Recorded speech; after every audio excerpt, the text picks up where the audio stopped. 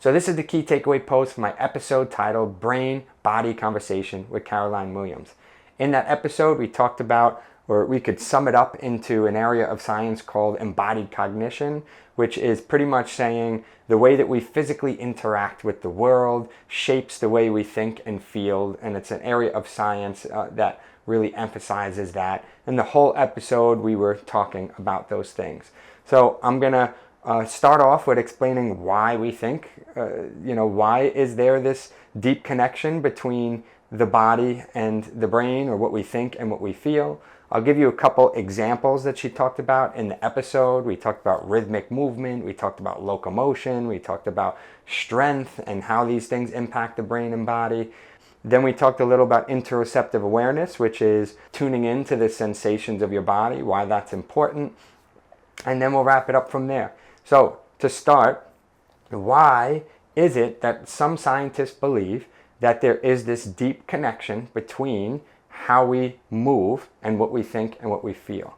Because if you go back in an evolutionary sense, our brain developed and evolved from the body.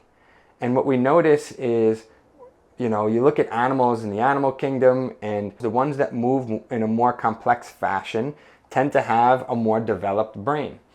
So whether it's birds, whether it's dolphins, whether it's an octopus, whether it's an elephant, you might think an elephant, wait, they don't move that complex. So it might not be all of their movement that's complex, but at least they have one area of their body that moves in a complex way, and that would be their trunk. Another little nuance to mention, dolphins, if they're, for example, coordinating a hunt, so if they're moving as a team or a unit, and there's this social factor as well, that's another time where you'll see highly developed brains. So when we think about the brain, it developed and sprouted from some form of complex movement.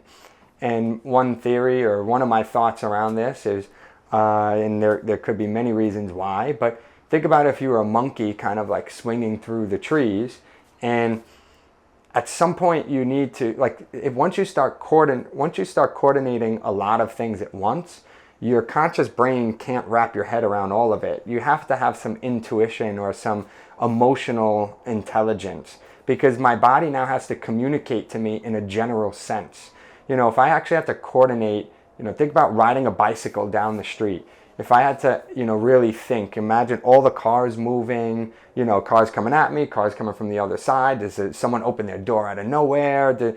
Am I also figuring out how to balance on this bicycle while also pedaling? Well, at some point there has to be some subconscious things happening. There has to be some emotional intelligence that the body can communicate to you in a general sense and not have to give you every little piece of feedback. So that might come to you in a feeling or a gut feeling, or and your body just reacts right away. But it would seem that the more complex movement you have, the more things you have to coordinate, the more that develops the brain, but the more you'll also probably have some degree of emotional intelligence, especially if this is a social hunt or thing or something like that. So it would make sense to me that, why or how these things evolved. When you get to, if you think about, a lot of the ways that we associate intelligence, being able to recall information, memory, tool use, whatever, creative thinking, all of these things are also still tied to being a better mover to some degree.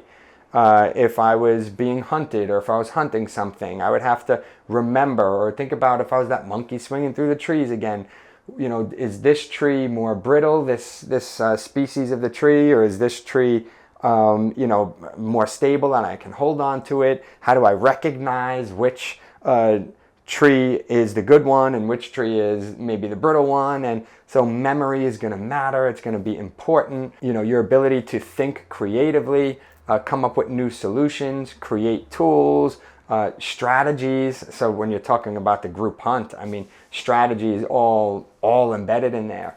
So we see that the brain development has a deep relationship with how we are moving our body.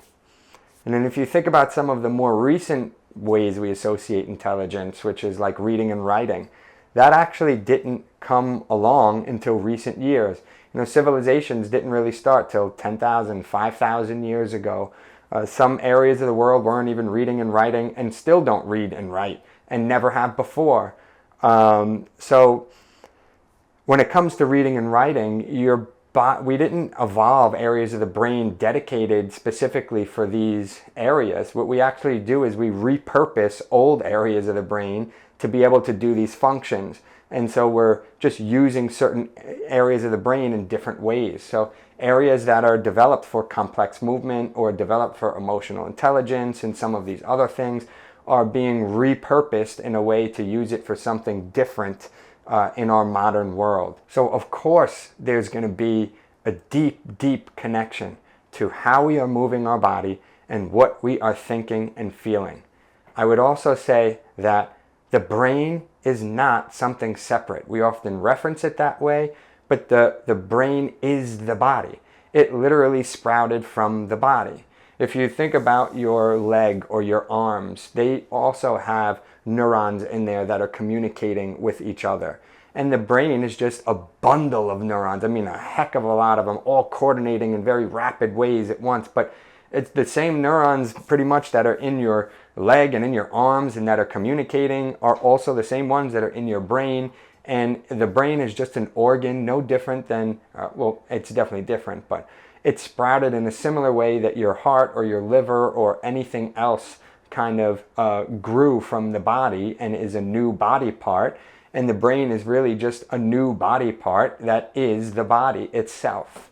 So it developed to be able to help itself, right? Everything that you have is here for a reason because it benefited you in some way, whether it's your hand or whatever it is. So the body kind of evolves in ways to help itself. And the brain is just one organ and one example of that. So it's not anything different, even though we say brain and body all the time. It is the body. So now that we have a little bit of an idea there, some examples that Caroline mentioned in the episode. I'll just give you a couple brief ones. One of my favorites, rhythmic movement. She said when people move in sync together, whether that be dance or not even necessarily dance, if we were running together at the same pace and moving the same exact way. The martial arts, we do katas and things like that, and we do the exact same movement at the same time. The body starts to confuse where I end and you begin, and some scientists would call that the self-other blur, which is why when we move in sync with a group, we feel very connected. We almost start to feel like we're all one. So it's interesting how the way we're moving our body is shaping how we think. Another example would be locomotion. Locomotion is getting from point A to point B. And you can do that in many different ways, whether you walk, whether you swim, whether you climb, whether you whatever.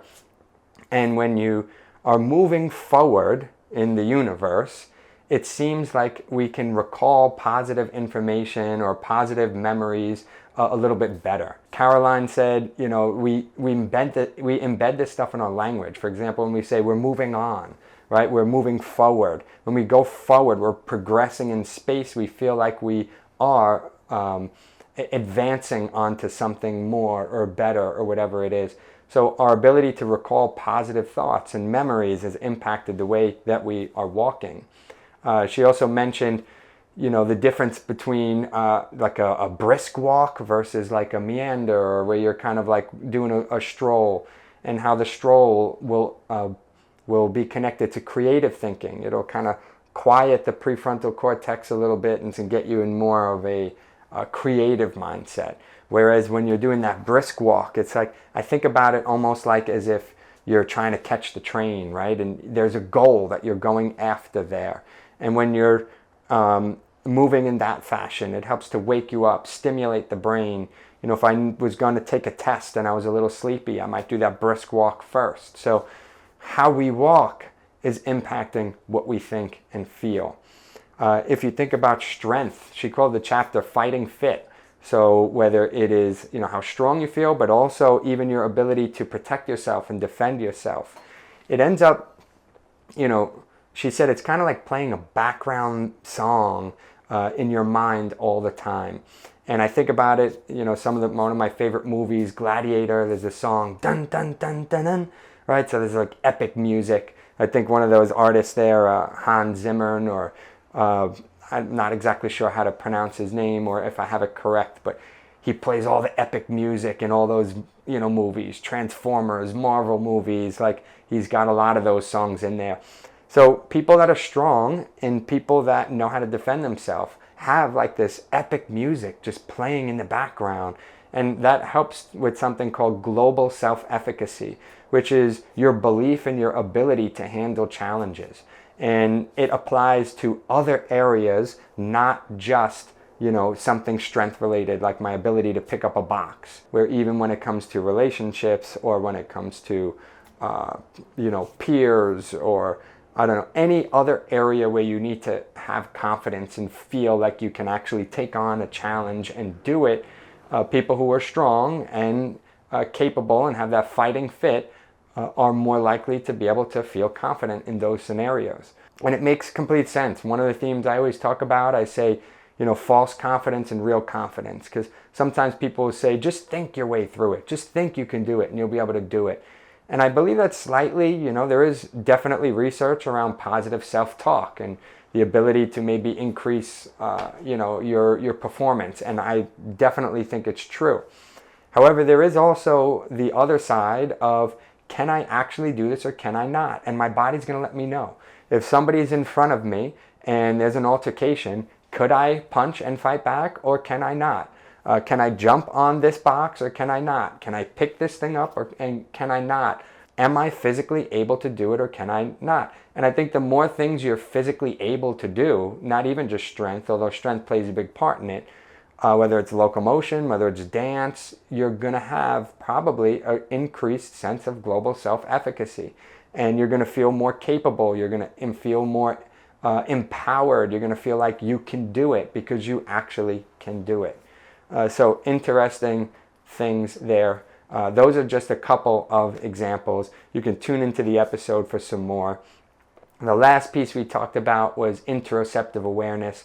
And what I'll say with that is, again, that's your ability to tune into your body sensations. So exteroceptive is all of those traditional 5 senses, but the interoceptive awareness is the sensations that are coming from our skin and below. So if we closed our eyes and felt our lungs or our heartbeat or the feeling from our gut or all of that, and it's super important to take time to tune into those things for a couple of reasons. One, we've noticed that people who are very goal-centered, whether it's maybe athletes, or there was one example she gave with a gamer where they were focused on the game for days straight and they ignored, they didn't eat, they didn't sleep, they didn't do anything, and they ended up actually dying. So I think people who are very goal-focused, and American society, when we go to work, we're always going to just get through those checklists, and then we don't take the time to actually check in and see what our body needs and give our body whatever that thing is. So it's good to be able to check in with yourself. But if you're not, concerned about checking in with yourself because you are so goal-focused, it does even help with performance in many ways. There's some examples of, in stock trade and things like that, where people have to make rapid decisions, and there's a lot that they have to coordinate in that decision, and your conscious mind, just like we were saying earlier, can't wrap its head around all those things at once. You have to be able to tune in to your interoceptive feelings there, or what does your gut say, what does your heart say. It's also embedded in our language, right? And so people who are more in tune with their interoceptive awareness, they tend to also be better stock traders and things like that. Another interesting one is that people who are more in tune with that tend to be able to decrease their anxiety. And it's not that they don't feel, it's that they're more accurate at understanding what it is they're feeling. And so, for example, people that feel pain but they don't know what it is or why or where it's coming from tend to feel more anxious. And people who are in tune with their interoceptive awareness, they can feel the thing, but they can identify where it's coming from and sometimes even interpret exactly why and what it is.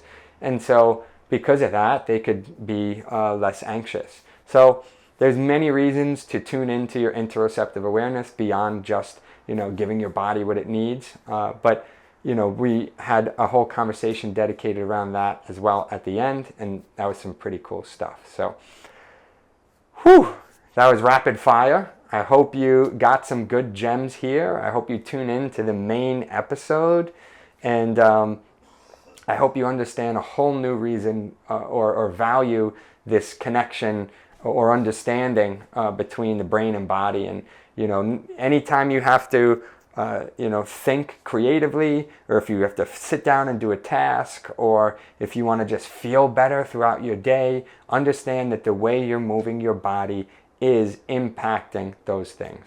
So I hope you all have a good rest of the day and catch that full episode. I'll check you all soon.